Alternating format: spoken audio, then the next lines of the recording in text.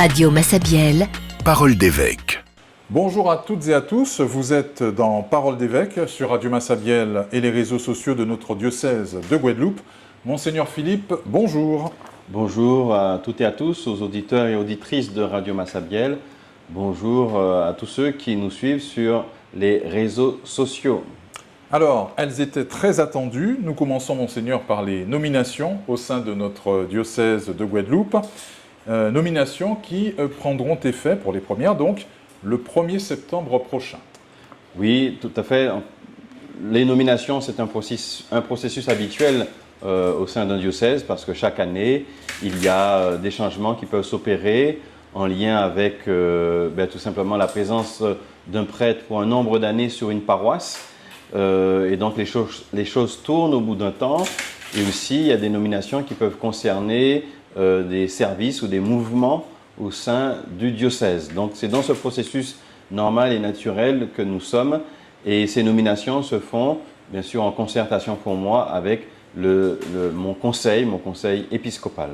Nous allons donc découvrir avec vous ces nominations. Voilà, donc je vais prendre lecture des nominations afin que vous soyez au courant de ces nominations qui prennent effet à partir du 1er septembre prochain.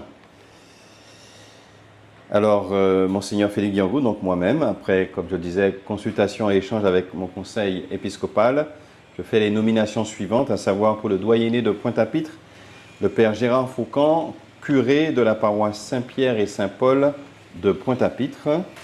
Il demeure vicaire général. Le Père Emery Junior Fossy, qui est spiritain, devient curé de la paroisse Notre-Dame de Lourdes de Massabielle, avec l'accord de son supérieur religieux. Pour le doyenné de Sainte-Anne, le Père Herman David Eko Abodje, spiritain, vicaire à la paroisse du Gosier, avec l'accord de son supérieur religieux. Pour le doyenné de Petit-Bourg, le Père Roland Kinkouni, curé de la paroisse Saint-Jean-Baptiste de Bémao. Toujours sous le doyenné de Petit-Bourg, le Père André Dénessy devient le doyen du doyenné de Petit-Bourg. Pour le doyenné de Trois-Rivières, le Père Rémy Siouraille, administrateur de la paroisse, devient administrateur de la paroisse Notre-Dame de l'Assomption de Trois-Rivières. Le Père Norbert Thibault, qui est Montfortin, devient curé de la paroisse Saint-Hyacinthe de Capesterre-Bello, administrateur de la paroisse Sainte-Anne de Goyave et doyen du doyenné de Trois-Rivières, avec l'accord de son supérieur religieux.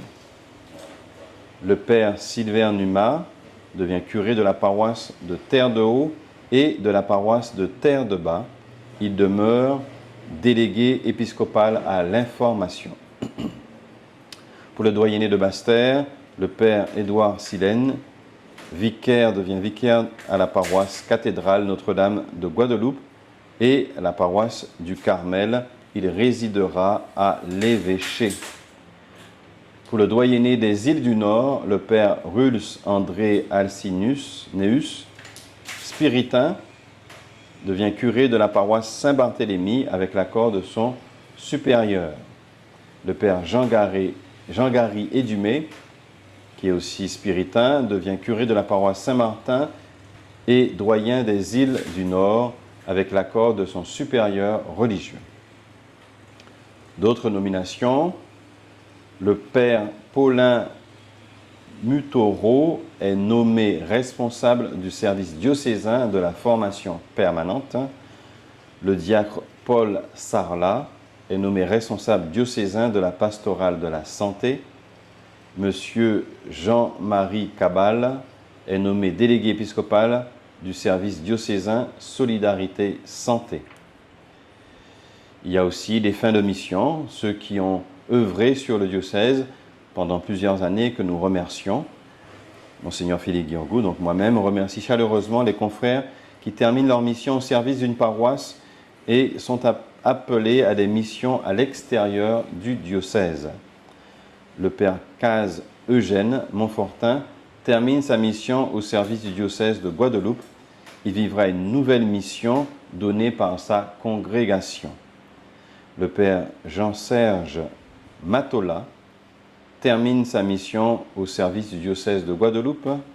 Il rejoindra son diocèse de Brazzaville au Congo. Le père Évariste Itayezu termine sa mission au service du diocèse de Guadeloupe. Il rejoindra son diocèse de Nevers dans l'Hexagone. Ces nominations prennent donc effet à compter du 1er septembre 2025 avec la aussi signature du chancelier, la contre-signature du chancelier, le père Jacques Yvon. Voilà donc pour ces premières nominations. Merci, Monseigneur. Donc, si on a bien compris, d'autres vont suivre d'ici quelques semaines, d'ici en tout cas au mois de septembre prochain. Voilà, la deuxième vague sera en septembre parce qu'il y a encore des choses à ajuster. Et donc, la deuxième vague de confirmation, de nomination, et la deuxième et la définitive viendra pour la rentrée de septembre. Ces mouvements au sein du diocèse, dans les paroisses, arrivée de nouveaux curés, départ pour d'autres, sont toujours vécus de manière très particulière, on le sait, entre tristesse et joie. C'est la vie de l'Église.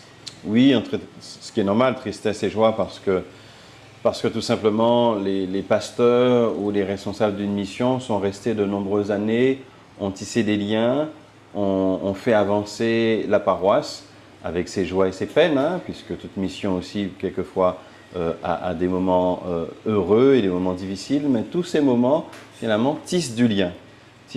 Et puis, ce sont ces apôtres qui sont envoyés en mission pour annoncer la bonne nouvelle, faire des disciples de par le monde entier. Et donc, bien sûr, celui qui nous a accompagnés dans les moments heureux de la vie, que peuvent être un mariage, un décès, ou les moments difficiles, un décès, un baptême, eh bien finalement, il y a des liens forts qui se tissent. Ceux qui ont annoncé la bonne nouvelle, ceux qui ont pris le temps d'expliquer ce qu'est l'Église, ce qu'est l'Évangile, eh bien des liens forts se tissent et ça génère des déceptions ou en tout cas des moments de peine qui sont finalement normales. Très bien. Là, nous avons certains prêtres qui quittent carrément notre diocèse, après pour certains de longues années passées ici. Comment ça se gère? Ce sont des décisions partagées? Oui, tout à fait, ça se gère puisqu'il y a une rencontre avec l'évêque. Il y a évidemment le conseil épiscopal qui a une vision un peu large de la vie du diocèse, donc essaye de voir mettre un pasteur tel ou tel endroit, c'est tenir compte aussi autant que possible du charisme du pasteur, de la communauté où il arrive, de l'environnement et donc comment il pourra donner le meilleur de lui-même au sein de cette communauté. Et bien sûr, l'évêque rencontre l'intéressé, échange avec lui, même s'il y a une notion d'obéissance, mais c'est une obéissance concertée. Et donc, s'il y a un gros souci, une raison majeure, l'évêque doit et tient compte aussi des arguments que peuvent donner ceux qu'il rencontre. Très bien. C'est votre troisième vague de nomination, si on peut s'exprimer ainsi, depuis votre ordination épiscopale et votre arrivée à la tête de notre diocèse. La première année, le travail avait déjà été entamé avant votre arrivée. L'an dernier, c'était déjà autre chose. Cette année, après avoir terminé vos visites pastorales dans tous les doyennés, ces nominations, on a l'impression qu'elles ont la marque d'un évêque qui sent vraiment battre le cœur de son diocèse et de son peuple. Oui, vous avez très bien indiqué. Bien sûr, la toute première année, j'arrivais, c'est normal, l'administrateur avait déjà amorcé un peu les grandes lignes avec ses collaborateurs de mission, de nomination, que j'ai pu ajuster en arrivant.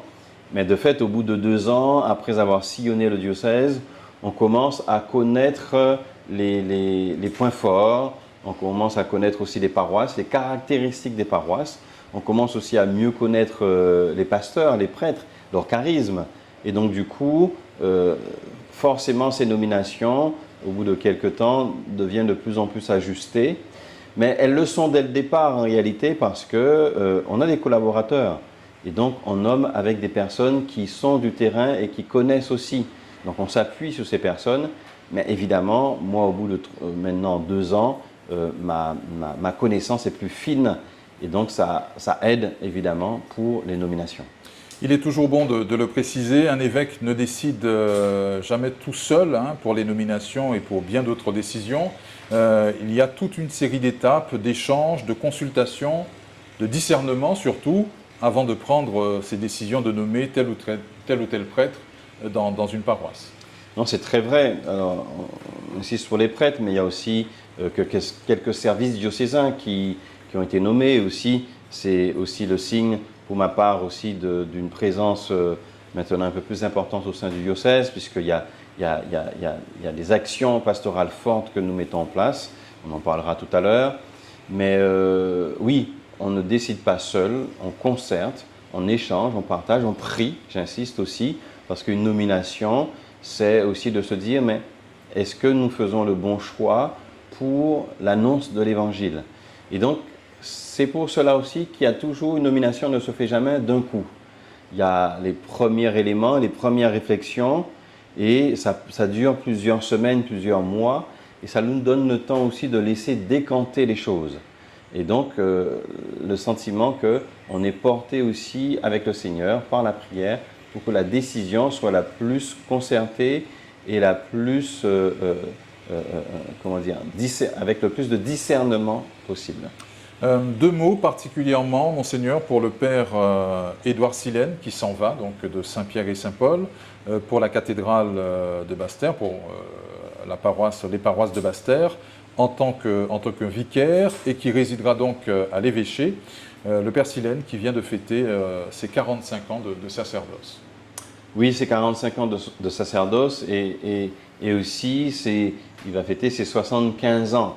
Donc c'est la fameuse barrière. Alors pour l'Église, c'est 75 ans. Alors dans le monde civil, où ce qu'on appelle, alors même si un prêtre n'est jamais à la retraite, mais où on a moins la responsabilité que l'on pouvait avoir pour les prêtres, donc c'est 75 ans. Donc je ne veux pas dire que le monde civil doit prendre l'exemple sur les 75 ans de l'Église, mais du coup, le Père Silène atteignant ses 75 ans, il ne peut plus être en responsabilité directe de gouvernance, dans le sens où on peut l'entendre, donc il ne peut plus être curé d'une paroisse, mais le Père Silène a ses ressources, a sa force, a toute l'expérience de ses 45 ans d'ordination, et donc il va apporter tout cela au service du diocèse, en étant, pour ce premier temps, à l'évêché et au service des paroisses. Donc c'est une autre étape d'une vie. Le Père Silène, vous le savez bien, a été aussi vicaire général du diocèse, donc a été vraiment au service et aux manettes aussi du diocèse. Donc on a un prêtre, un homme qui, fort de toute cette expérience, va mettre cela au service d'une autre manière pour le bien de notre diocèse de Guadeloupe. Nous fermons à présent ce chapitre, Monseigneur, pour parler de la messe d'envoi en mission du service diocésain de la solidarité et de la santé, que vous avez présidé jeudi soir à Saint-Luc de Bainbridge. C'est donc un nouveau service au sein de notre diocèse. Alors, qu'en attendez-vous et qui le compose? Voilà, ce que j'attends de ce service, là aussi c'est le fruit de cette visite pastorale, de ce constat. Ce constat, c'est que la question de la solidarité qui existe déjà sous notre diocèse à travers différentes structures, le Secours catholique, Saint-Vincent de Paul ou telle association Vincent de Paul, mais dans une dimension un peu plus civile, ou telle structure ou association ou courant spirituel qui œuvre pour le bien des autres, eh bien, ce constat a été que nous avons encore plus besoin de solidarité au sein du diocèse. Parce que les signaux sont clairement au rouge, à savoir la question de la précarité, la question de l'isolement. Le constat aussi que j'ai fait, qui est devenu pour moi du coup une évidence, d'où ce service, c'est que très souvent la question de la santé, quand nous sommes en difficulté de santé, cela génère une précarité sociale. Celui qui a des soucis au niveau de santé, eh bien, prend moins soin de lui, mais prend moins soin aussi de son aspect social. Il y a une dégradation de la dimension sociale. D'où l'idée de regrouper, d'associer ces deux services. Le service de la pastorale de la santé demeure avec un responsable et une équipe. Il y a la pastorale caritative qui demeure avec le Secours catholique, le Saint-Vincent de Paul et autres. Mais il y avait besoin en Église d'associer dans un service ces deux aspects pour qu'il y ait plus de liens, pour que ce qui se vit dans ces deux services soit un peu plus connu. L'objectif aussi de ce service, c'est d'habiter des moments comme la journée pour les pauvres, que cela soit animé par ce service, que ce service soit un soutien aussi pour les paroisses, que l'évêque aussi soit du coup un peu plus informé, plus au courant de ce qui se passe à la fois sur l'aspect solidarité et santé. Et aussi d'être un relais pour tout ce qui est le monde civil. Comme je disais, je suis souvent en lien avec soit les maires, soit le préfet, et toutes ces personnes sont intéressées de l'action pastorale du diocèse sur le monde de la solidarité et de la santé. Donc ce service me permettra, avec ce délégué diocésain, d'être plus à même de dire ce que nous vivons. Et puis il y a un côté interne. Très souvent, comme je le disais, nous vivons de belles choses en Église, mais tout le monde ne sait pas forcément ce qui se vit. Donc cet objectif est aussi de permettre une circulation de l'information dans le monde de la solidarité, de nos différents services, de nos différentes actions solidaires, mais aussi dans le monde de la santé, de dire mais qu'est-ce que nous vivons? Ne serait-ce que cela, j'ai demandé ce service de regrouper un livret qui identifie à l'échelle du diocèse ce que nous vivons dans la solidarité et dans le monde de la santé. Ne serait-ce que ça, par exemple, nous donnera une meilleure visibilité. Donc, c'est être signe de façon encore plus structurée d'une Église au service de la charité, au service de l'humain, et une Église témoin de la miséricorde du Seigneur. Et donc c'est Jean-Marie Cabald, délégué épiscopal, qui aura la charge d'animer cette équipe. Voilà, donc la fonction c'est de permettre à ce que cette équipe, qui est composée de différentes personnes qui sont eux-mêmes déjà investis dans les services que j'ai cités.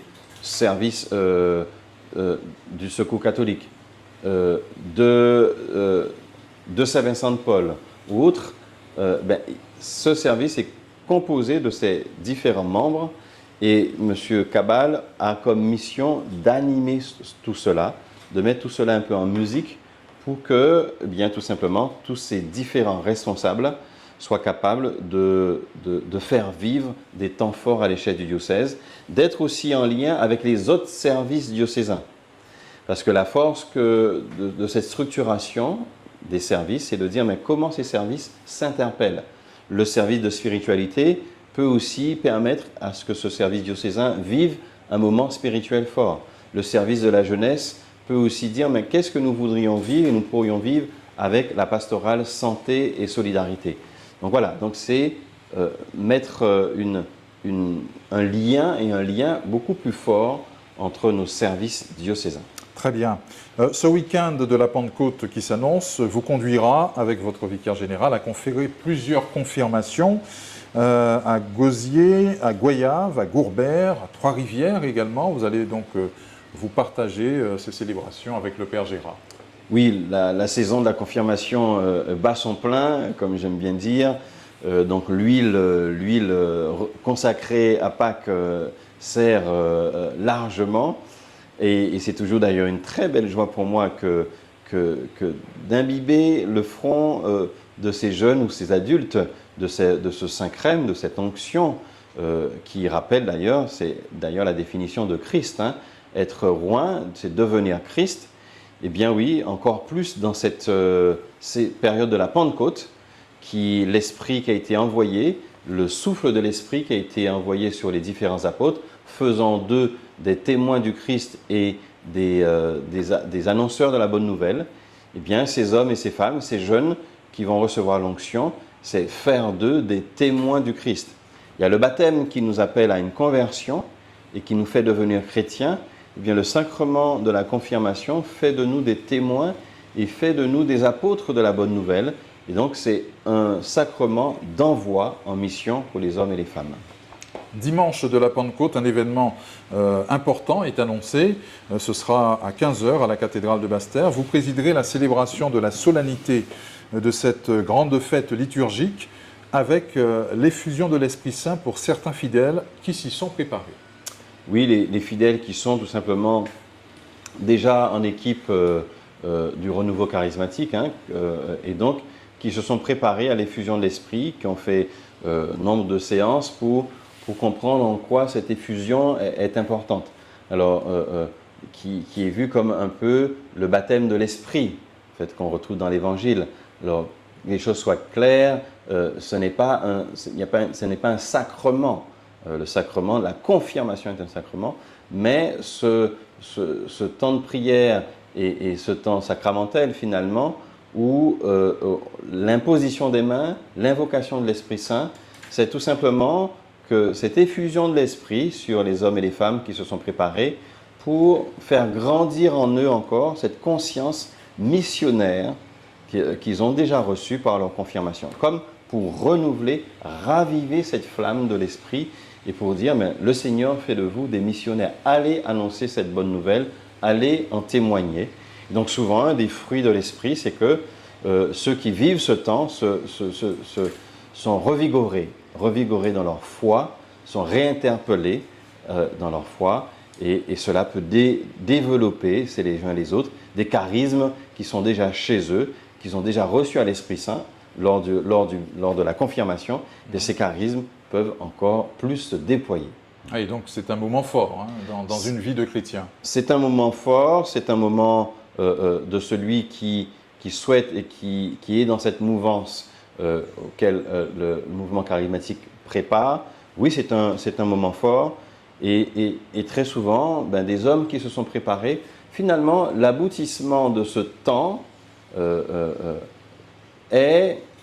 vient aussi de par le fait qu'il y a eu toute une préparation.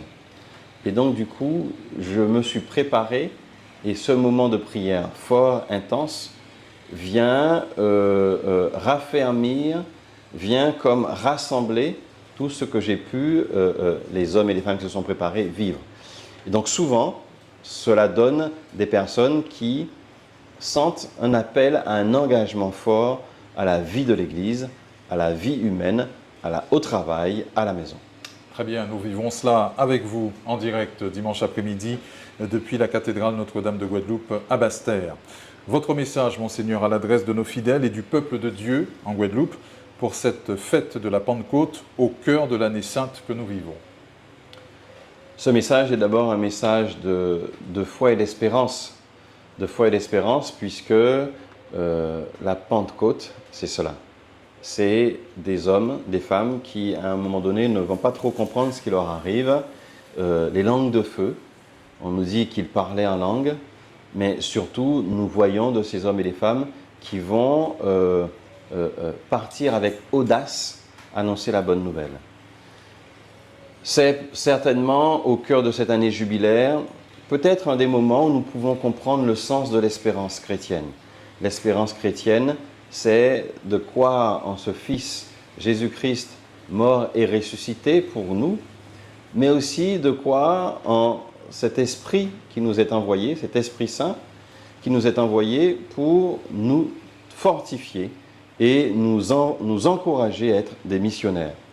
C'est aussi, en cette fête de la Pentecôte, comprendre cette unité, ce lien sur lequel insiste tant Jésus-Christ pendant la lecture que nous faisons de Jean 17, eh bien nous faire entrer dans la communion entre le Père et le Fils. Nous faire entrer dans cette unité, c'est cela et ce message que je lance. Ce Dieu qui nous aime tant, qui veut que nous entrions nous-mêmes dans l'unité, dans le lien fort, l'union qui est entre le Père et le Fils. Que chacun d'entre nous, nous entrions dans cette unité, dans cette union forte, pour faire de nous des bâtisseurs de paix, pour faire de nous des ouvriers de la bonne nouvelle, que nous puissions aller vers cette moisson abondante qui a besoin de tant d'hommes et de femmes et de jeunes et de moins jeunes. Et bien que le Seigneur vous fortifie dans votre mission.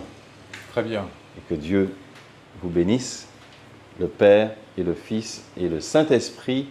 Amen.